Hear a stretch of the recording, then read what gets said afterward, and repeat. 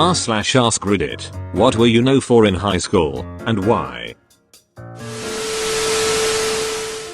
I was called porno boy for about 3 years in high school, all because I had a very softcore porn video on my phone. I'd get people coming to me most breaks and lunch times asking me to infrared it to their phone. Some fancy kids asked me to Bluetooth it to them too.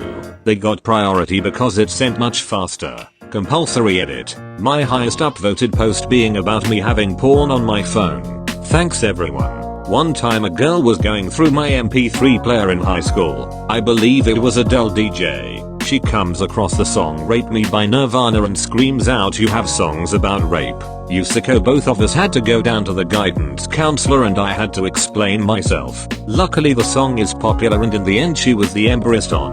But for a minute or two in class I was all awkwardly like, no, that's not what it's. No, just leave me out. Yeah. What a bitch she was. I spent most of HS drunk and on drugs and selling drugs. LSD, shrooms, weed, MDMA, whatever. I would drink in class even and somehow never got caught. I would trip in school. I once did mushrooms during midterms and ate 3 tabs before a lengthy detention. I've since cleaned up and left all the drugs behind, but I'm sure that's what people remember about me in HS. Edit. At my 10 years reunion I ended up selling coke to all the jocks who made me promise not to tell their wives and GFs. Was like nothing changed. I was called porno boy for about 3 years in high school, all because I had a very softcore porn video on my phone. I'd get people coming to me most breaks and lunch times asking me to infrared it to their phone. Some fancy kids asked me to Bluetooth it to them too. They got priority because it sent much faster. Compulsory edit. My highest upvoted post being about me having porn on my phone. Thanks everyone. One time a girl was going through my MP3 player in high school. I believe it was Adele DJ. She comes across the song Rape Me by Nirvana and screams out, "You have songs about rape, you sicko." Both of us had to go down to the guidance counselor and I had to explain myself. Luckily the song is popular and in the end she was the embarrassed on. But for a minute or two in class I was all awkwardly like, no, that's not what it's. No, just leave me out. Yeah. What a bitch she was.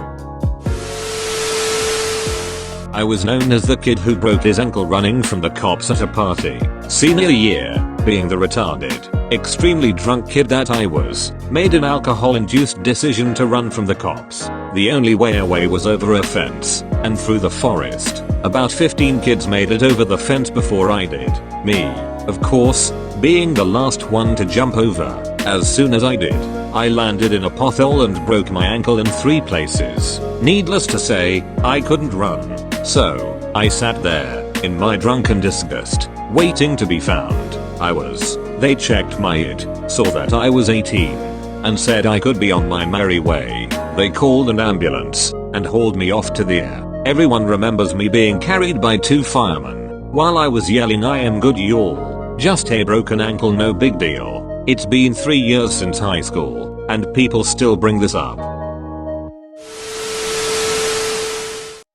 The contraband guy. I didn't specialize in drugs however. Instead, it was porn and cigarettes. I made a small fortune in barter deals because other kids would trade me stockpiles of SNES, Genesis, and Nintendo games for just a simple Playboy or Penthouse magazine.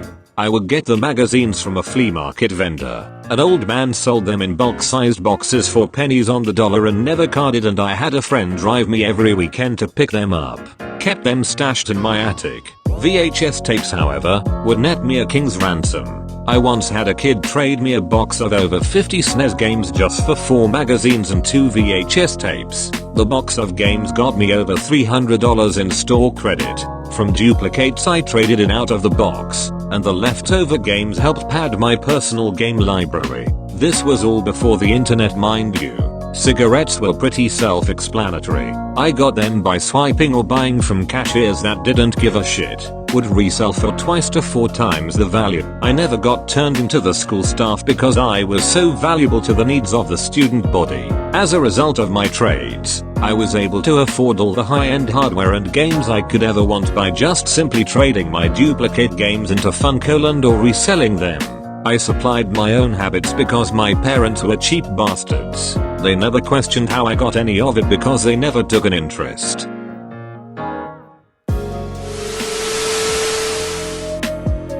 TLDR ahead of time. My best friend and I did the only senior prank in the school's 44-year history. We orchestrated the release 10,000 bouncy balls around the school at once. Story time. It was early June 2010 and my friend and I were trying to come up with a senior prank to do. Nothing too crazy. Not looking to bring a cow upstairs or glue doorknobs shut and release bees. We needed something simple. Fish in the air vents or blocking off the parking lot during the day and having a seniors only party. Something along those lines. We came up with this plan after much deliberation. 10,000 bouncy balls. From here. For those who are asking, cost around $500. I think it actually ended up being $480. We had roughly 250 kids in our grade at the time. So if every kid gave $2, we'd reach our goal. Of course we didn't expect every single student to help, but we figured if we laid out a good enough plan for all to see, they would be more inclined to help. And you also have the kids who would donate more than $2 and the money that we were going to put up ourselves because we wanted to see this happen so badly. We sent out a massive Facebook message, started a private group and invited every senior we were friends with. The message laid out the plan in full detail and drove home the point of how secret this had to be. No freshmen, sophomores or juniors were to find out about this. As soon as one found out, so did the rest of them. Which meant that administration would follow soon after. I stated that I would be collecting money during classes, telling teachers that I was throwing a huge graduation party and collecting money for food and drinks. We started collecting money the next day and every kid that gave me money had the biggest smile on their face, but didn't speak a word about it. I was admittedly really proud of how secretive we kept the whole thing. I expected the kids who had younger siblings to be telling them almost right away, and if they did tell them, then good on the younger kids to not spread it either. So after 3 or 4 days, we had collected enough money and ordered them. Now, here's where the ingenious side of the plan comes in. I had a full list made up of the students' names with a blank box next to it so I could mark down who gave what amount of money. This way I could keep track as we went along and also so I could know who to give bouncy balls to. That's what made this plan all so great. You pay, you get a brown paper bag half full of balls on Monday, the night before the prank, and then you bring your brown bag lunch into school on Tuesday. Nothing suspicious looking. Aside from 85% of the grade suddenly bringing in brown bag lunches one random day. After second period ends, when the bell rings, walk out of your class and rip open your bag and let everything fly. This way, all of the balls went in one hallway in the school. Maximum effectiveness. Quick break because I get so excited reliving this in my head.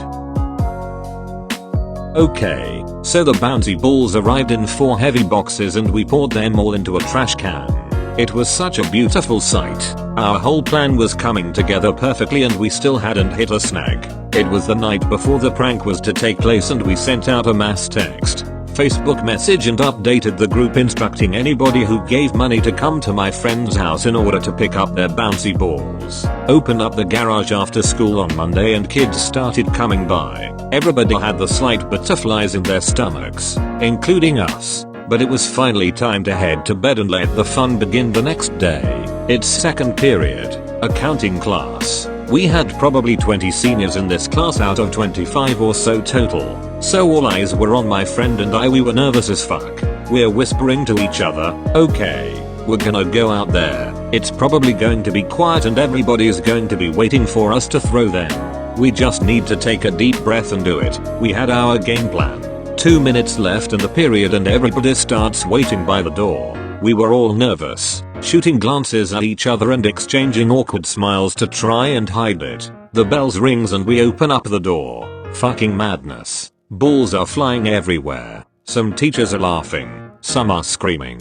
Kids are running around, picking up or kicking clusters of balls. It couldn't have gone any better. We took the time to walk around the school, admiring our work. Every senior who passed us was cheering us on and giving us high fives. All of the underclassmen were amazed and those who saw us getting attention quickly put 2 and 2 together. Nobody went to class for 10 minutes or so because of how much fun everybody was having. Administration was trying to stop it, but it wasn't really working out for them.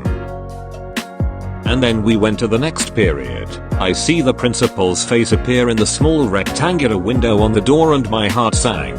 I knew I was going to be ratted out, and I was fully okay with that. But already? Come on. I'd like to see Sean. I'm not Sean. I'm Jason. Cool. Wait, not cool. Sean stood up in front of me, turns to me and shoots me a look. It wasn't a good look. I said as quietly as possible, I'll turn myself in if this gets out of control. It got out of control. 7 kids, all seniors, were suspended in the next 3 periods because they were seen throwing the balls. We'll get to the absurdity of that statement later in the story. I was waiting until the end of the day to turn myself in because I knew that once I did, those kids who were getting suspended would be freed. But it didn't take long for somebody to rat me out. Her name was Julie, but not anymore, because I murdered that bitch. Nah, her name's still Julie. She's a friend of mine. I didn't expect any girls to hold up the secret when interrogated by the principal and friends. So I was located during lunchtime and brought into the office. I was admittedly being an asshole to them because they got what they wanted. They needed one name to blame for everything. I was sitting there in front of them. They knew it was me and I wasn't denying a single thing. I was just making them pull teeth to get the story, but I did admit to everything. The one thing I did not confess was my friend's name. They pushed so hard for my accomplice's name, but it was unnecessary to give it to them. They tried to guilt me over it. What are your parents going to say when they find out about this? Well sir, they thought it was an awesome idea. Nobody got hurt, no lasting damage, easy cleanup. It was perfect. And you don't care that you might not walk at graduation? That's sad. That's really sad. That's a matter of opinion.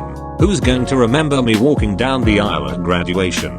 My family and I. Who's going to remember the senior prank? Everybody, you guys included. That's awesome. That's really awesome. So they suspended me for the remainder of the year, which ended up being 2 weeks. I wasn't allowed to go to Project Graduation, a huge party thrown at the YMCA to keep kids from drinking after graduation. I wasn't allowed to attend senior night, formal dance for the seniors. I had to take my finals after everybody else had finished, and senior day. Seniors are bussed from the school to the local swim club for a day of fun and no school work was cancelled for the first time in school history. So as far as I'm concerned, I got a 2-week early summer vacation. Not attending Project Graduation or senior night saved me money. I got a lot of extra study time for my finals and nobody cared that senior day was cancelled. And they did end up releasing all of those suspended kids, too. I went around to all of my teachers over the years and said goodbye, explaining that I was the prankster. They weren't too surprised. I won most likely to be in the principal's office in the yearbook before all of this after all. They ended up allowing me to walk. I got a standing ovation from all of the students and the audience when my name was announced, which was extremely awesome. My friend and I went up to the principal and vice principal after the ceremony to give them each a souvenir bouncy ball. They respectfully declined, stating that they already each had a mug full of them sitting on their desks. Now that we had graduated, they praised us for a job well done on everything. And yes, that was the first time they met my accomplice. So that's the story. I don't feel like rereading this to edit because I need to shower and get over to my chiropractor appointment. I'll answer questions about this when I get back if there are any. Edit. As a user pointed out, I left out where I explained the absurdity of the statement from the principal.